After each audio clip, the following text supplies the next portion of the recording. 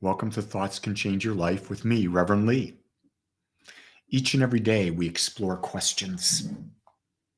The question I want to look at today is, are you a programmed robot? That's right. Are you a robot? You see, whether we're aware of it or not, we are subconsciously being programmed to be a part of the herd. It takes great courage to be an individual. It takes great courage to live on their own. But when you start to understand that your phone, social media, television, magazines, newspapers, religions, businesses, schools are programming you to become a part of the herd. I let that sink in. What I find is that there is such an addiction that is created with social media and a cell phone that people don't even realize that they're slaves to the phone. Give an example. I'm doing a coaching session. Individual in the coaching session is not really paying attention. Do you know why? They kept looking at their phone, seeing what the new text message was. They didn't even know it. Didn't even know that they were doing it until I called it out. I basically have made a demand that when people are with me, their cell phones are turned off. Because the addiction is so strong that they can't resist, because every like, every ding, everything is a rush of dopamine that's hitting that brain, and that brain eats that dopamine up. Here's the other thing.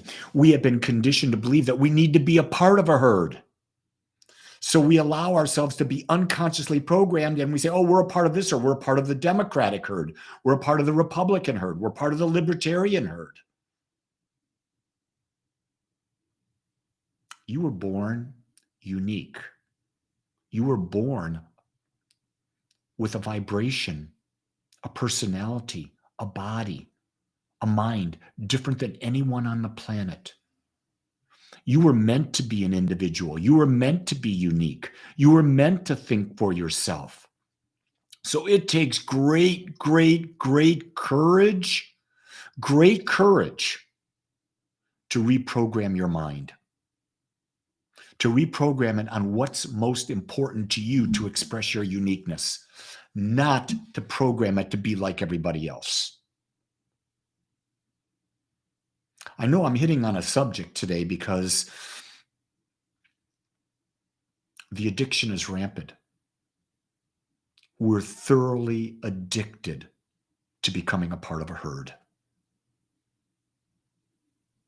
I go into restaurants, and when I go into restaurants, I see people, they're not even talking. They're not even talking. They're looking at their phones. Couples on dates looking at their phones.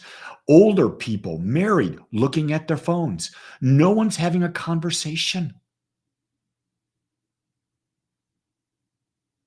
I observed in a recent gathering, people in the midst of meditating, with groups of people meditating, pulling out their phones.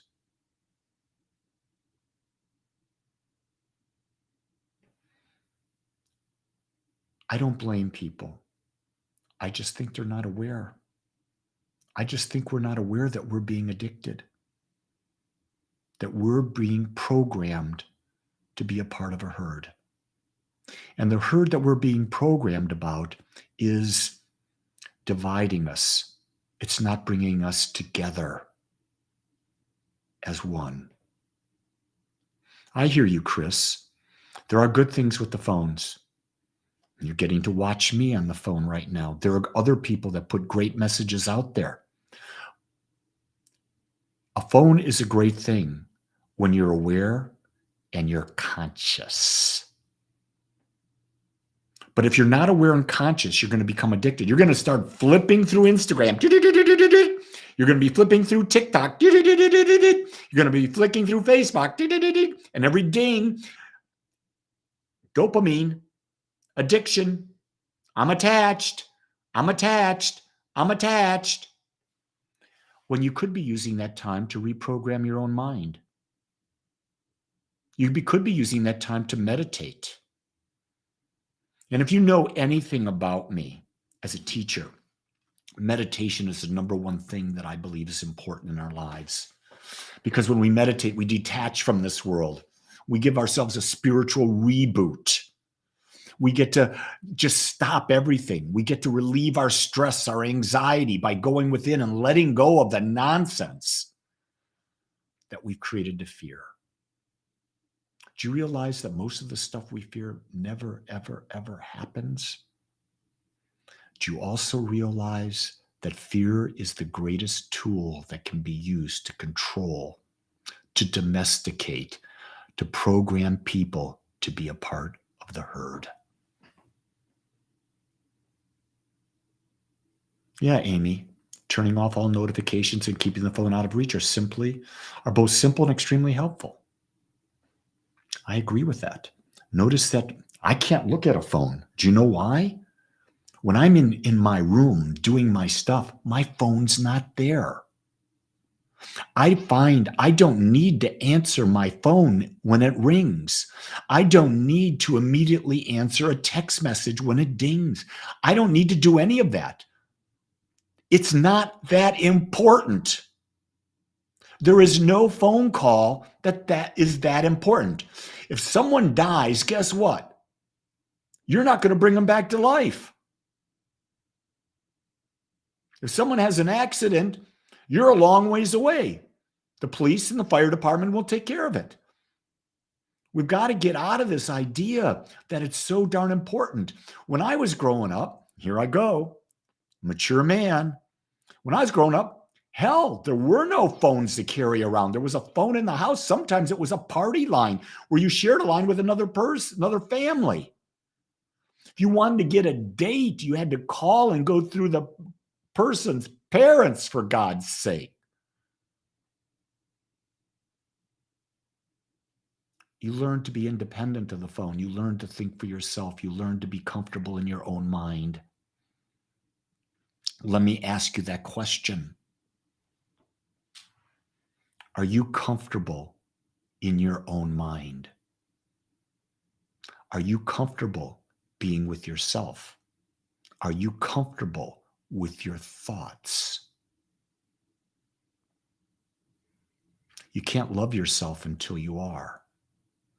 Someone sent in a prayer request that they wanted their partner to be more loving. They wanted their partner to be more communicative. I wrote back, I will pray. I will hold that in my mind.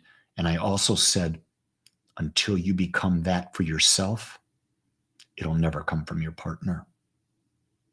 We keep thinking that what we want comes from outside of us. And the only way what we want comes to us is when we become it ourselves. You get that? When you become a loving individual, you have loving relationships. The amount of love you experience in your life is a direct reflection of the love you have for yourself. A lot of what's happening in this programming through social media and that, it's about going outside of yourself. It's actually taking us further and further and further away from love. I know I threw out some ideas that are pretty controversial, but that's what I do. I want to be a light. I want to help people wake up. I want to help people rediscover the power that they're having.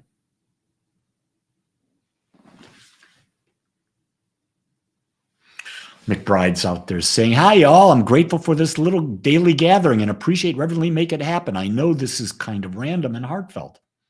Great. I love it.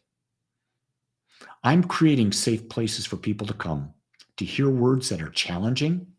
I've got a meditation at 7 a.m. that I do. Also, you'll notice that I posted, I'm doing my values workshop tomorrow morning at 10 a.m. Central Time. Single best thing I do. If you take the values workshop, you will come out of there knowing what is most important to you so that you're not living by someone else. is values. You're living by your top 3 to 4 values, the highest things that are of importance to you. And most people that I've met have no clue what they are. The purpose of this workshop is for you to determine that. You do the work.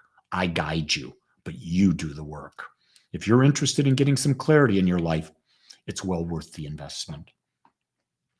With that, I want to say to you, thank you for being here. Thank you for listening. Thank you for considering another possibility for living your life. My job is to just be Lee and to share Lee with you and all the questions that Lee's asking himself. And maybe together we can form a light that changes the world. Until tomorrow, know that I love you. Aloha.